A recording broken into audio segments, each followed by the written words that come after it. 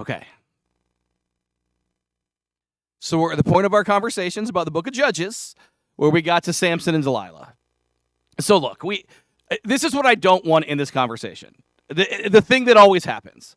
The thing that always happens anytime somebody talks about Samson and Delilah is Delilah becomes demonized. She becomes this figure that everybody's like, here's all the terrible things she did, here's the terrible things she is. And like in history, like people just made stuff up. Like the Bible gives us very little information about Delilah, and so ancient Jewish people would be like, hey, we don't like that there's not enough details about how horrible she is, so let's make up a bunch of stuff. And, well, it's true, it's hard for us to know on this end of it what's true, but it's just, we don't need to do that. And Christians are the same thing. Like, Christians are like, let's take the worst biblical figures and compare them to Delilah, and that's what we're going to do. And I don't want to do that. And it's not because, like, I like Delilah or anything. It's not because I think she's this wonderful example of faith or somebody that we should be looking up to or somebody we should be, lionizing. It's just that when we demonize Delilah, when we say Delilah's the bad guy, well, then our brains immediately start looking for a good guy. And the good guy we think is Samson. And so in our heads, we tell the story like this: Delilah bad, Samson good, the end. And that is wildly irresponsible of us, and it doesn't actually take into consideration anything that's going on in the story, and there's virtually nothing to learn, okay? And so what we need to do is just tell the truth, whether it is something that we are familiar with or comfortable with or whatever, and we just need to tell the truth, and in the messiness of the story, figure something out. That's the way the Bible is a lot of times. We want to make it very black and white. We want to make it very clean. But the Bible sort of defies that. And nothing tells us more than that than the Samson and Delilah story. So let's talk about Delilah. Delilah is a woman from a place called Sorek. And that's important because what you're going to find if you read various people throughout history is some people will say, well, Delilah was Jewish. That's what they're surmising. And other people will say, well, Delilah was a Philistine. Those are kind of the two camps in this whole situation. And what the Bible tells us is that she's neither.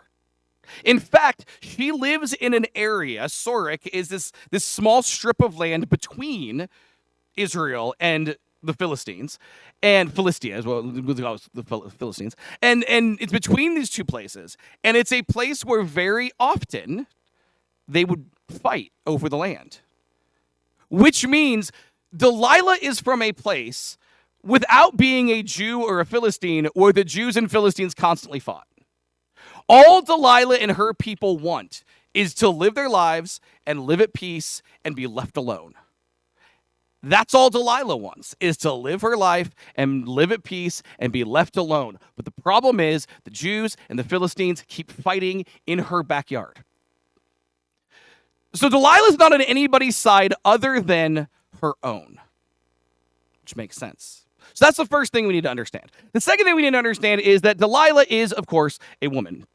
And in the ancient world, that means a couple of things. It definitely means that she was not responsible for her own marriages, okay, or her own relationships. Because in the ancient world, really nobody was responsible for their own relationships or marriages. The way it worked was parents would arrange marriages for their children all the time. You even see that in the story of Samson. Samson is the most powerful man in the world, physically, and in Israel, he has the most power of anybody as a ruler, and even still, his parents are trying to work out an arrangement with his marriage, right? So in the ancient world, you didn't choose who you married, you didn't choose who you were with, that was chosen for you.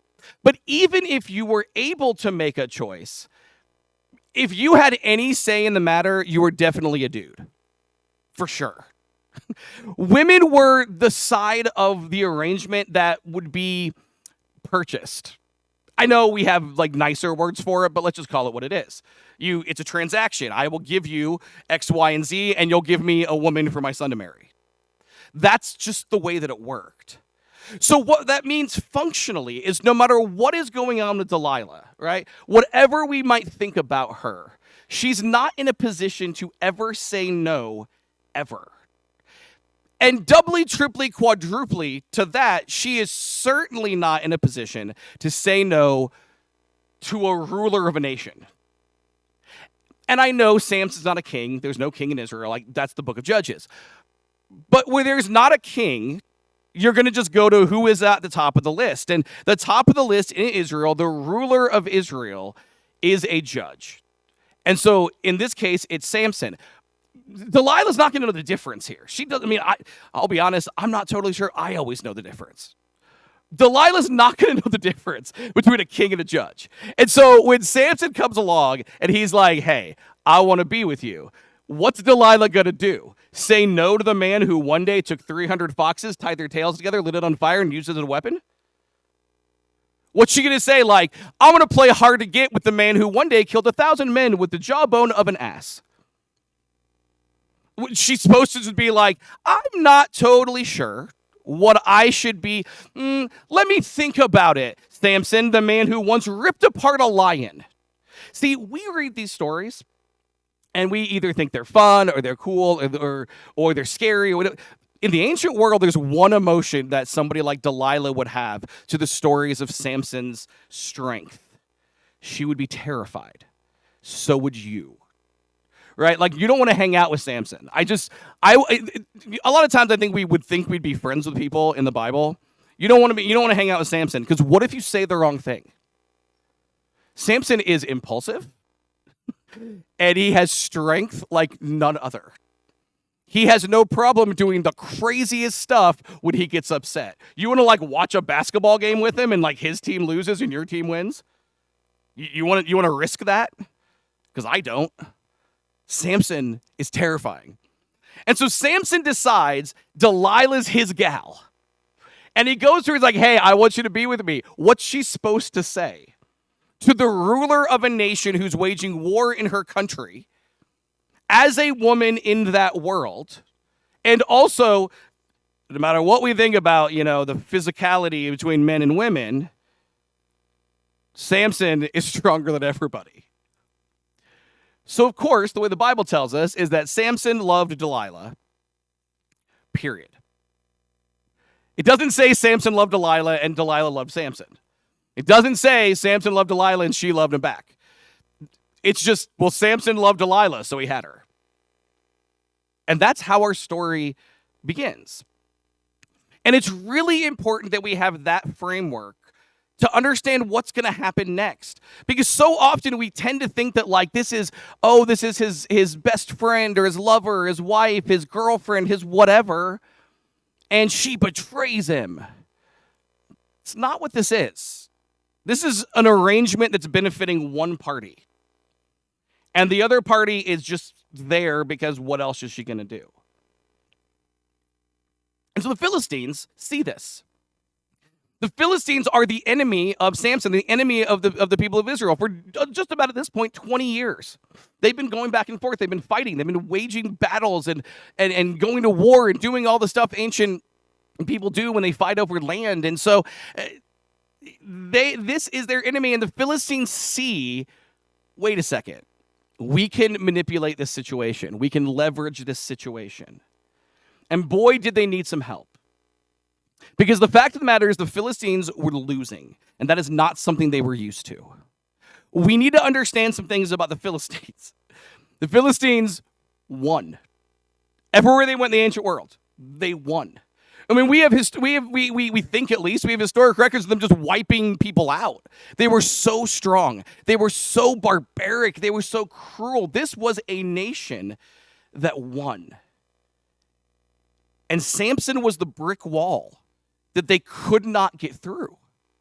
And they had tried everything, and they had done everything. And all they wanted to know was, how do we get to Samson? I mean, this guy doesn't even need an army behind him. He's just beating us by himself. Why? They look at him and he's basically Superman before we have comic books, right? They're looking, how do we beat this guy? Why is he so strong? Why is he just able to take out an army by himself? How do we do this? Because what they didn't know was, this was all bigger than them. See, the story of Samson is no less complicated than the story of Delilah. And it really has nothing to do with him. Samson having the strength that he has absolutely nothing to do with him. It has to do with two parties. Primarily, it has to do with God. And see, this is something that's really hard for us to kind of wrap our heads around sometimes as we look, and Samson's not a good guy. He's not a good dude. He's not like a moral, ethical guy. And so you wonder, why would God raise up a leader like that? Why would God want somebody who is objectively awful to be in charge of stuff? And the answer is, you don't take a knife to a gunfight, at least if you want to live. And the Philistines were horrible. Like, whatever we think of Samson, the Philistines were objectively terrible. Remember, the Philistines are the country that's got Goliath in a later story, right? Like, Goliath is one dude. They have armies of people. God needed somebody, somehow, somebody strong enough and tough enough to stand up to him. And so here's Samson. You know, if the Philistines, to use our illustration, if you don't want to take a knife to a gunfight, the Philistines are basically a tank. So God's like, okay, well, if they got a bunch of tanks, we need some nuclear bombs in Samson's hands. So that's what God does. God orchestrates it. He raises up at a time in history when the Jews, God's people, needed to survive. If you don't have a Samson, you don't have a God's people later, right? And if you don't have a God's people, you don't have a Jesus, and all the way down. So Samson steps in as not a good person exactly, but he is strong because he has to be. God is the one who wanted Samson to be that. Mainly principal party. Second of all, though, you have Samson's parents. And if you want to look for like a faithful, part of the story, you should look to Samson's parents. They're wonderful. Oh, man, they had all this difficulty, this tragedy in their lives. Samson's mom can't have a child, and in the ancient world, that meant that people thought that she was cursed by God, and it also meant that like her husband could just leave her and everybody would be cool. And so she's struggling; she can't have kids. Samson's dad is like, "No, I made a vow. I love the Lord. I love my wife. I'm going to stick with her." And God liked that. God was excited about that, and so God's like, "I can use you guys. You guys are cool." So he sends an angel, and he tells them, "Hey, this is what I'm going to do. I'm going to give you guys a child, and I need you to set him apart. We're going to make him a Nazirite." The whole long conversation about what they are, but you're going to make him set apart forever. He's never going to cut his hair. I'm going to give him the Holy Spirit, and he's going to be my guy. And Samson's parents that's wonderful. They have to start living a certain way before Samson's born. Which means before they ever laid eyes on their bouncing baby boy, they already had been doing everything they could to set this child apart for God and for his people. And they were cool. They were great. If you're looking for good people in the story, Samson's parents, those are your people. Now we're going to move on from them. Talk about everybody else. But so the point is, the whole point is, the Philistines don't know anything about this. They have no idea that God did this. They have no idea that his parents were part of it. They just have no idea. And so all they care about is we keep losing, we keep dying, we keep losing, it's terrible. Like, what can we do? How do we get at Samson? And they realize that in Delilah, they've got somebody in the room with Samson who may easily be swayed. I mean, this is a woman who, again, is not Jewish, is not, she's not a Philistine. She didn't really choose to be here. She's there because she kind of needs to be. And so if she doesn't love Samson, I wonder if we could get some information for her. So the Philistines arrange a meeting with Delilah, and they say, "We will pay you if you are able to find out why Samson is strong. And if we can fix that somehow, then we can take him, we'll give you money, and that'll be that." Now, I was raised with this story, being raised in the church, and I've heard this story a lot, and you probably have too. But the thing that's interesting about that story is we often think of this as like a back alley deal. Like we often think about this being like, they offered, they offered us some money because you didn't have anything, and we're told that she's given 1,100 pieces of silver, 28 pounds of silver. The problem with the Bible and money is it's really hard to, like, the exchange rate's hard. Like, I don't know what Canada's money is, the exchange rate. I certainly don't know, ancient Philistine silver prices. And so somebody way smarter than me has figured out the ancient Philistine silver prices. And there's an interesting thing about this story. In the way we talk about money, in the equivalent for us, our modern equivalent money, the Philistines offered Delilah $32 million. $32 million. This is not a back alley deal. This is a kingdom opening up their treasury to her. This is a woman who does not have the agency over her own body in the world she lives in to be able to say no to anyone who comes down the pike. And now she's about to have enough cash to do anything she wants. And nobody tells you no when you got $32 million. The Philistines were offering Delilah an entire new existence for her and whatever family comes after her. You see, and I say this because it's really important we don't demonize Delilah. Because I dare say, any one of us, if we were put into any kind of partnership with someone that is not us, that's not our people, that's not our friend, that's not our family, that's not also good. Like, she's not going to look at Samson and be like, what a good guy. He's out here tying. You guys have any idea how cruel it is to use foxes as a weapon after you lit them on fire? Like, come on. Samson's not a good guy. Like, she knows all this. And somebody offers you life-changing generational wealth, and all you got to do is not be with the guy anymore? I mean, I imagine Delilah is like, how quickly do I have to sign on the dotted line? I will get this done for you.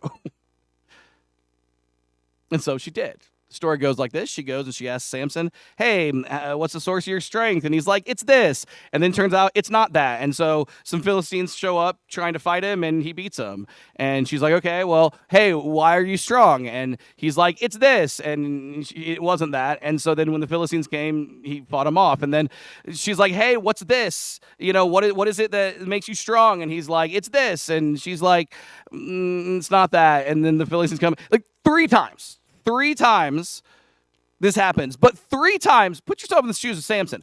3 times the love of your life has asked you a compromising question. You gave her an answer, and then it turns out that she did the thing, and then you got attacked. I'm not saying Samson is not a smart man. I'm just saying he's not a smart man. Finally, the 4th time, he gives her the answer, the real answer. And my favorite thing, by the way, like, you might ask, like, why does he lie and then tell the truth? Like, what's he even getting at? Why would he ever tell the truth? My favorite thing, ancient Jewish people were like, well, Samson didn't even know why he was strong. He had no idea. His parents knew. It's their faith. He had no idea. He had just been told, don't cut your hair, and left. Right? And so he has not a clue that if he cuts his hair, he will actually lose his strength any more than, like, the first 3 things, like new ropes and things. I don't know if that's true or not, but it's interesting to think that maybe Samson genuinely doesn't know. And so on the 4th time, maybe he stumbles across it, maybe he tells the truth. 4th time happens, he gets tied up, his hair's cut off, the Philistines come, they beat him, and by that I mean they gouge his eyes out, put him in chains, and attach him to a millstone and treat him like a donkey. And that's the story of Samson, without the end. Okay. Most of us already knew that story, at least vaguely, so here we go. I've tried to work hard to share with you why Delilah might do what she's doing, but the question is, why would Samson do what he did? Even if he doesn't know exactly why he's strong. Why would he have not said, hey, Delilah, why are you asking these questions? The first time right? Maybe I'm just paranoid. But if Stephanie came to me one day and was like, hey, if you were to die by poison, which one would you ingest? And then I was like, I think rat poison would do it. And then she cooks dinner and she's like, this has rat poison on it. Enjoy. That's the equivalent of what's happening here 3 times. Unsuccessfully, and then one more time successfully. Why would Samson not just kick her out immediately when she asks? Why? Why would he let it go? Why would he? And look, the way the story actually says is that like the Philistines are just waiting the whole time. Like, I understand that Samson is probably not a smart man, but if Philistines are waiting outside of your room while the love of your life does the thing that you told her would make you lose your strength, wouldn't at some point you say, I think she might be working with the Philistines?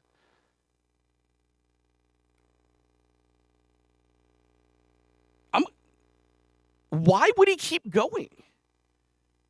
Is it just like arrogance that he just thinks that nothing matters? Is it just that like he just doesn't buy it? Like are the ancient Jews right that he doesn't know what would make him lose his strength? So he just figures, well, I'll go ahead and just keep saying stuff and odds are I'll be fine. Why would Samson want to be with Delilah when that's what she's doing? Like everybody's looking for a good woman, right? Everybody's looking for a good man. I'm going to give you guys some dating advice. Here we go. It's just I never give parenting advice because I don't have children, but I've been married for 18 years. I feel like I can give a relationship advice. So here it is. Here you go. If your spouse is trying to kill you, you should leave. There you go.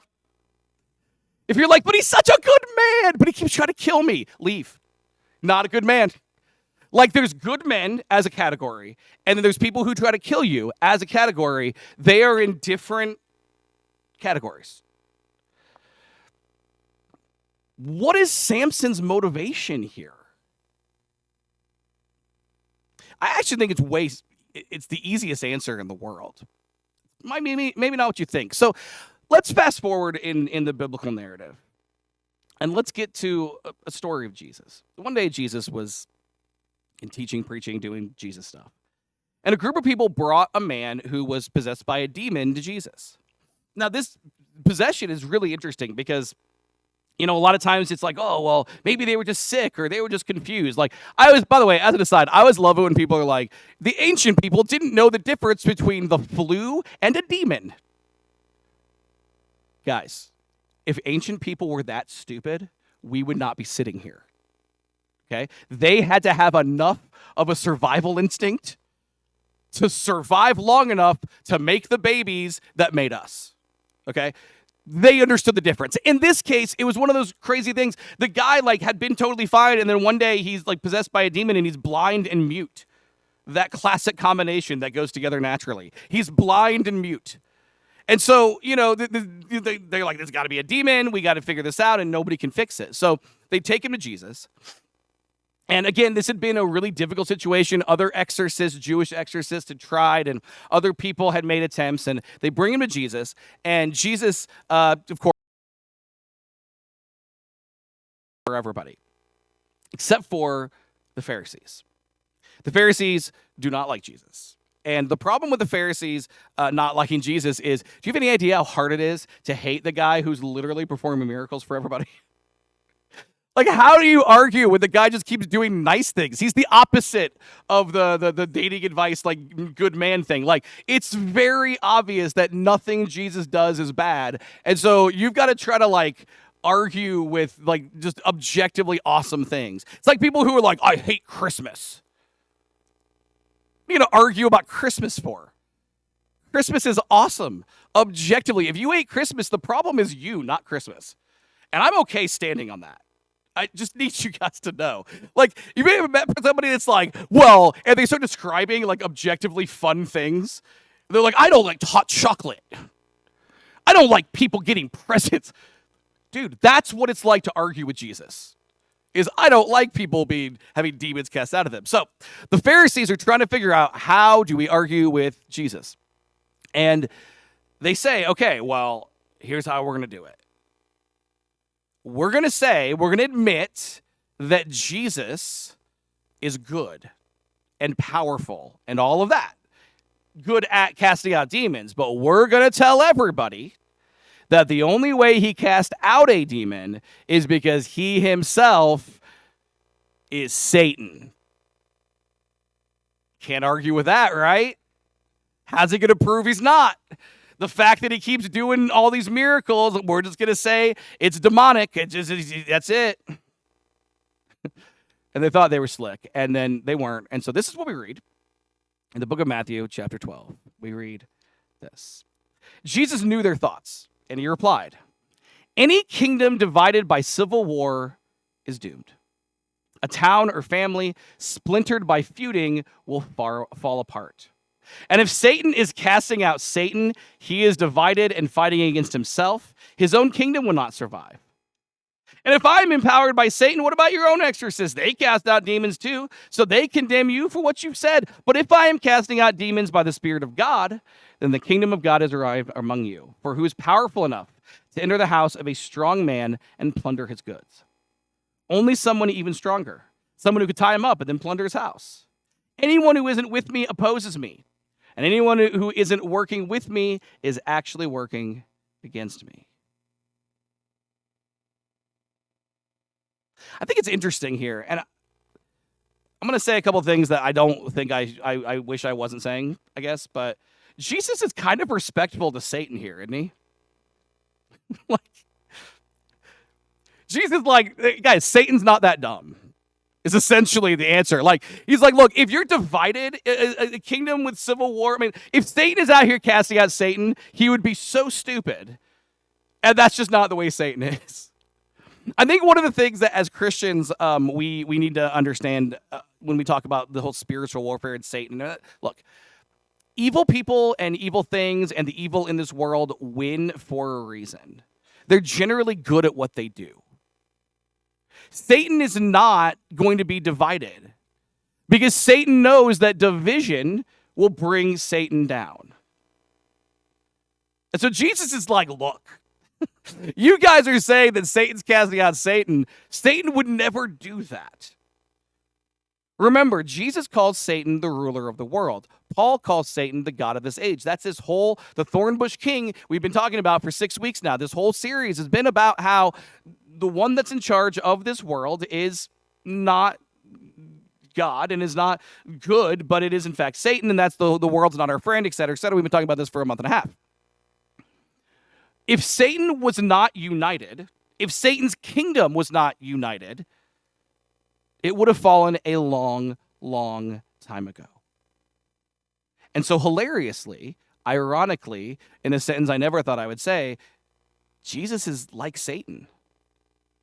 Jesus is saying, Satan's kingdom is united, but so is mine. And that's that last sentence. Anyone who isn't with me opposes me. Anyone who isn't working with me is actually working against me. He's saying, when I call disciples, when I call the church, when I call my people, I am asking for undivided focus on God's work. Because Satan's doing that. Satan has undivided focus on Satan's work. So Jesus is telling us that he is calling us to have undivided focus on his work.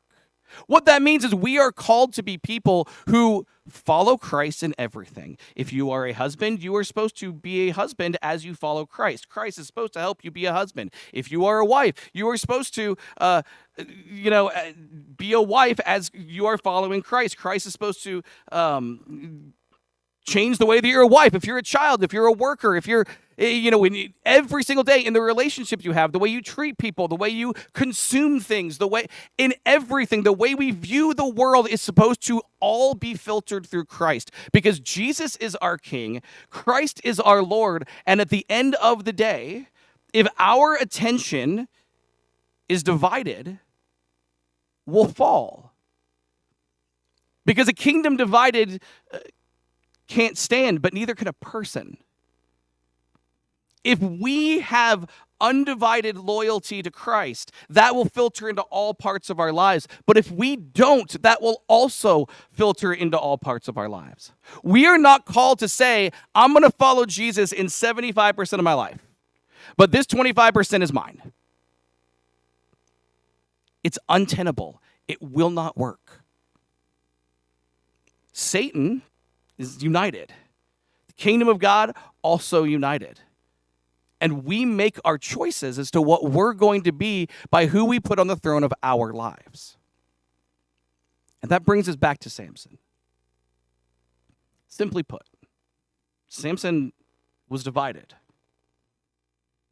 Sometimes I say things like Samson's terrible, and you think, oh, okay, well, Samson is not a man of faith. That's incorrect. Samson was a man of faith. Absolutely was. Samson was just also terrible. Samson wanted to follow God. He wanted to do what God wanted.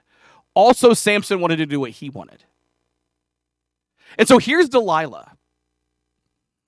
And I don't even know that I see deception here. Delilah is so over the top overt. She's telling him, I'm not on your side, dude. And his response is, yeah, but I still want you to be. I just want you to be here. Delilah is on her side, because of course she is.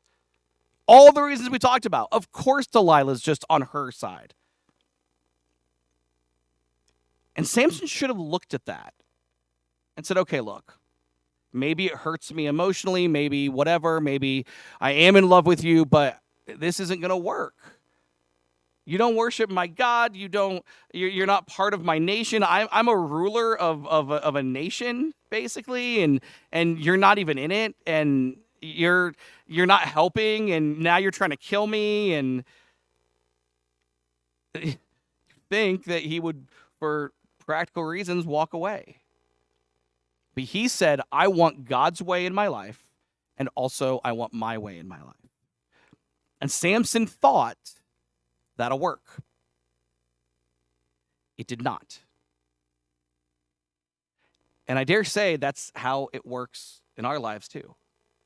We might think, okay, I can give Christ and I can put Christ and all these. And look, I'm not saying be a weirdo, just sits around and, it doesn't live life. That's not what I'm saying. I'm just saying in every area that we live, Jesus is Lord. So if we're at work, Jesus is Lord. If we're at home, Jesus is Lord. In all of our relationships and everything we do, that's all. We are called to make Christ the Lord of every area of our lives. And when we don't do that, it starts to fall apart. Because a kingdom divided will fall, and so will a person. And quite frankly, that's the lesson of all of the judges. This is our last week of our series called The Thornbush King. And Samson's a great kind of microcosm of all of them. We're told that these people, they forgot the lessons of their generations before them. That God had shown, I'm faithful. And the people were like, And then they mess everything up. And then God shows that he's faithful. And they're like, oh, God's faithful. And then their kids are like, Which Samson is that. Faithful parents. And then there's Samson. And the lesson for us to understand is, I've been saying it all along. Look, the world is not our friend. And we think so often that we can just blend in and we can just opt out of certain spots. We can just, Christ can be the Lord of everything, but I'm going to follow Jesus, but not here. And we think that's going to work, but what we're actually choosing is the Thornbush king of this world. Because at the end of the day, Satan's united. He's very good at his job. And so for us, we always have this choice. To be Samson or to be so much better than Samson. This morning, we are in our 6th week, our final week of our series called The Thornbush King. And as we talk about Samson, we learn this vital lesson. In everything we are and everything we do, Christ should have our undivided attention. In everything we are and everything we do, Christ should have our undivided attention. We're going to sing a song. The Bible teaches us that we should repent to be baptized. It sounds like two things. It's really just one. But look, if you want to become a Christian and you haven't, and you're like, "Am I a Christian?" or whatever, like let's just talk. It's fine. It's good. We don't need the spiel. We're not a perfect church. I just killed the spiel there. So there we go. Clearly not a perfect church. Clearly, and none of you guys seem to like that Christmas thing. I'm just saying. Do we need to have a talk? Do I need to apologize? Does everybody in here hate Christmas? That joke didn't land even a little bit. I'm sorry. I'm sorry if you guys all hate Christmas. That'll be my new sermon series. Don't in December. It'll be Don't Hate Christmas. Anyway, let's sing a song and be done with the sermon. Here we go.